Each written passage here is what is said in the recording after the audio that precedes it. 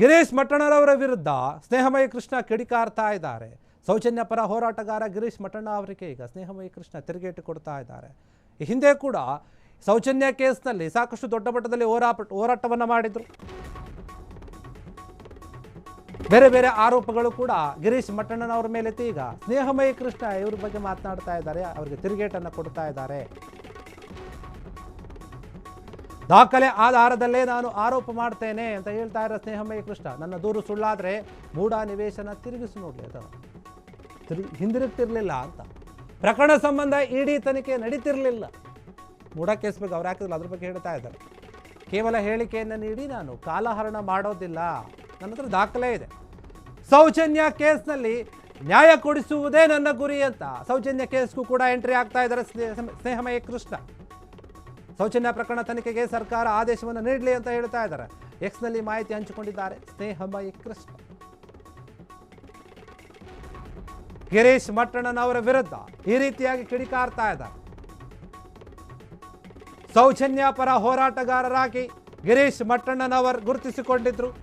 ಕೆಲವೊಂದು ಆರೋಪಗಳು ಬಂದಿದ್ವು, ವಿಚಾರಣೆಗಳನ್ನು ಕೂಡ ಎದುರಿಸಿದ್ರು. ಅದೇನೇ ಇದ್ರೂ ಕೂಡ ನಾವು ಸೌಜನ್ಯ ಪರವಾಗಿ ಹೋರಾಟವನ್ನು ಮಾಡ್ತೀವಿ. ಸೌಜನ್ಯಗೆ ಎಲ್ಲಿಯವರೆಗೂ ಕೂಡ ನ್ಯಾಯ ಸಿಗೋದಿಲ್ವೋ ಅಲ್ಲಿಯವರೆಗೂ ಕೂಡ ನಮ್ಮ ಹೋರಾಟ ನಿರಂತರವಾಗಿರುತ್ತೆ ಅಂತ ನಿಂತ್ಕೊಂಡವರು.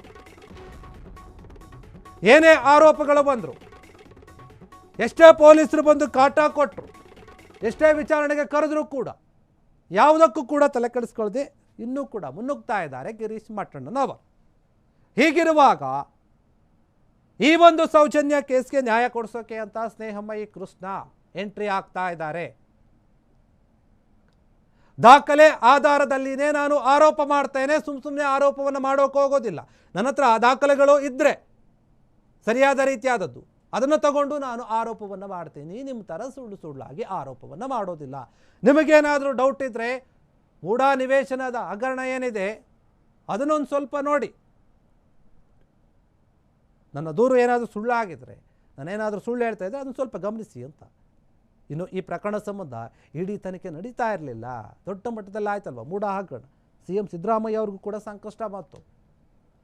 ಯಾಕಂದರೆ ನನ್ನ ಹತ್ರ ಸರಿಯಾದ ರೀತಿಯಾದಂತಹ ಆಧಾರಗಳಿದ್ವು, ದಾಖಲೆಗಳಿದ್ವು, ಅದನ್ನು ತಗೊಂಡೆ ನಾನು ಹೋರಾಟಕ್ಕೆ ಹೋಗಿದ್ದೆ. ಅದೇ ರೀತಿಯಾಗಿ ಈ ಕೇಸ್ಗೂ ಕೂಡ ಎಂಟ್ರಿ ಕೊಡ್ತಾ ಇದ್ದೀನಿ. ಬರೀ ಹೇಳಿಕೆಗಳನ್ನು ಕೊಟ್ಟು ಸುಮ್ಮನೆ ಮಾತನಾಡಿ ಸುಮ್ಮನೆ ಟೈಮನ್ನು ವೇಸ್ಟ್ ಮಾಡೋಕ್ಕೆ ಹೋಗೋದಿಲ್ಲ. ಸೌಜನ್ಯ ಕೇಸ್ನಲ್ಲಿ ನ್ಯಾಯ ಕೊಡಿಸ್ತೀನಿ ನಾನು, ಅದೇ ನನ್ನ ಗುರಿ. ಮೂಢ ಕೇಸ್ ಆದಮೇಲೆ ಸೌಜನ್ಯ ಕೇಸ್ ಬಗ್ಗೆ ಮಾತನಾಡ್ತಾ ಇದ್ದಾರೆ.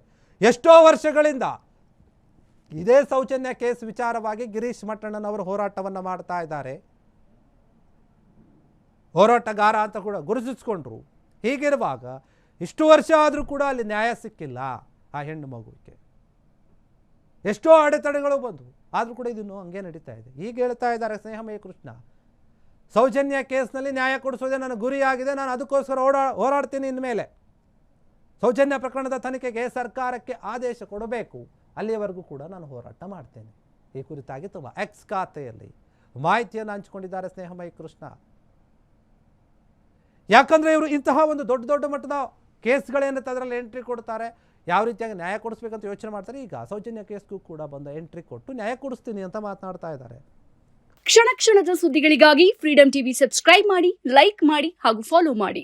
ಹೊಸ ಸುದ್ದಿಗಳ ನೋಟಿಫಿಕೇಶನ್ಗಾಗಿ ಬೆಲ್ ಐಕಾನ್ ಮೇಲೆ ಕ್ಲಿಕ್ ಮಾಡಿ.